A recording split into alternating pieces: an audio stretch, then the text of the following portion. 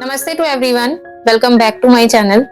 आज आप लोगों के साथ चर्चा करूंगी वास्तु के कुछ ऐसे टिप्स के बारे में, ऐसे बेसिक पॉइंट्स के बारे में जिनका अगर आप ध्यान रखते हैं तो आप बहुत हद तक अपने घर की एनर्जी को बैलेंस कर पाएंगे। अगर आप नया घर परचेज करने वाले हैं, नया अपार्टमेंट लेने का सोच रहे हैं या फिर आपके पास ऑलरेडी कोई प्लॉट है जिस पे आप कंस्ट्रक्शन करना चाहते हैं, तो इन बातों का बहुत ध्यान रखिए। अगर आपने इन की पॉइंट्स का भी ध्यान रख लिया तो काफी हद तक आप अपने वास्तु को बैलेंस कर पाएंगे। हालांकि वास्तु एक ऐसा फील्ड है जो बहुत वास्ट है एस्ट्रोलॉजी की तरह, तो हम सब कुछ तो 100% वास्तु के अकॉर्डिंग नहीं कर सकते हैं, लेकिन फिर भी अगर आपने इन मेन चीजों का ध्यान अपने घर के अंदर रखा, अपने अपार्टमेंट के अंदर रखा, तो बहुत हद तक आप अपनी लाइफ में प्रॉब्लम्स को रोक सकते हैं। आज आप लोगों के साथ शेयर करने वाली हूँ वास्तु के ऐसे ही बेसिक टिप्स के बारे में, तो इस वीडियो को एंड तक आप जरूर देखिएगा और शेयर करिएगा अपने फैमिली एंड फ्रेंड्स के साथ। तो चलिए हम शुरू करते हैं हमारा आज का एपिसोड।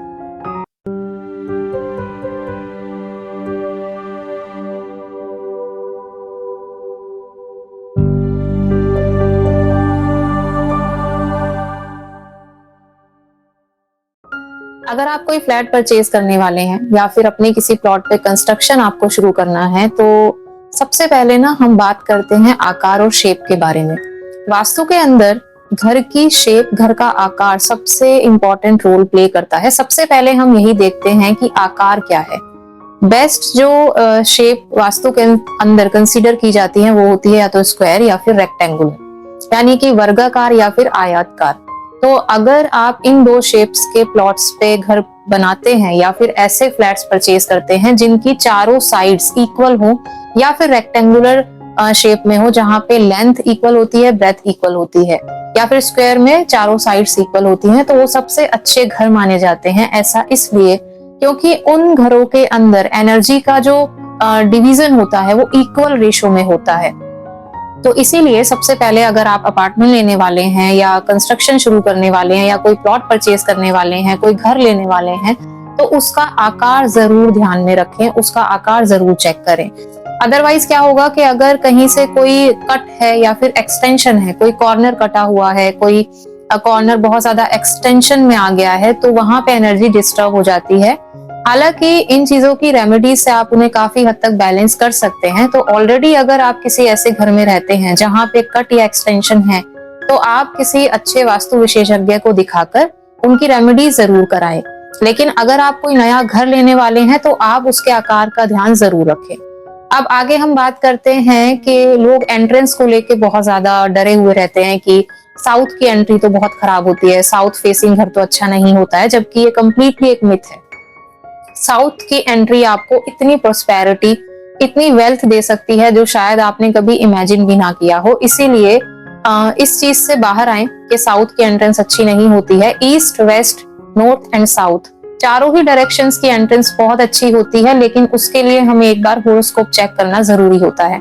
साउथ में बस ये चीज होती है कि साउथ यमराज की दशा को कंसीडर किया जाता है, तो लोग डर जाते हैं ये सुन करके। लेकिन साउथ में ना पर्टिकुलर कुछ डिग्रीज ऐसे होते हैं, अगर आप वहां पे अपना मेन एंट्रेंस रखते हैं तो आपकी लाइफ में बहुत वेल्थ एंड प्रोस्पेरिटी आ सकता है। और कई बार आप ध्यान दीजिएगा कि किसी भी सिटी का या किसी भी एरिया का साउथ जो एरिया होता है, जो साउथ डायरेक्शन होती है, वो बहुत ही वेल्दी लोगों की होती है। तो इस चीज से प्लीज बाहर आए। एंड एक चीज मैं जरूर कहूंगी कि साउथ की डायरेक्शन की एंट्रेंस से पहले आप एक बार अपनी कुंडली का विश्लेषण जरूर कराएं कि आपके लिए पर्टिकुलरली साउथ डायरेक्शन कैसा फल देने वाली है। अदरवाइज डरने की बिल्कुल भी जरूरत नहीं है। अब हम बात करते हैं कि आपके घर के जो 4 कॉर्नर्स होते हैं, north east, south west and north west, बहुत ही ज्यादा ध्यान रखने वाली बात है कि इन चारों कॉर्नर्स पे टॉयलेट्स ना हो। अगर आप कोई ऐसा घर लेने जा रहे हैं जिसके नॉर्थ ईस्ट या साउथ वेस्ट में टॉयलेट है, तो प्लीज अवॉइड करिए, क्योंकि ये घर आपको बहुत नेगेटिव रिजल्ट्स देंगे और इनकी कोई रेमेडी काम नहीं करती है। कई बार लोगों को लगता है कि कोई कलर चेंज कर देने से, कोई टेप लगा देने से आपको वास्तु के उपाय हो जाते हैं या फिर वास्तु के नेगेटिव रिजल्ट्स नहीं मिलते हैं, तो ऐसा नहीं होता है।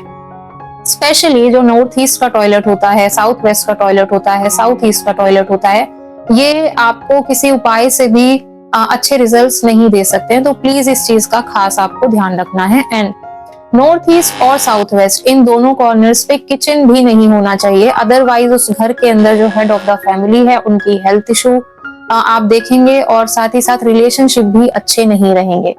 नॉर्थ वेस्ट में टॉयलेट हो या नॉर्थ वेस्ट में किचन हो, काफी हद तक वो क्योरेबल होते हैं, हम उन्हें क्योर कर सकते हैं, लेकिन बाकी 3 कॉर्नर्स का आप प्लीज ध्यान रखिएगा।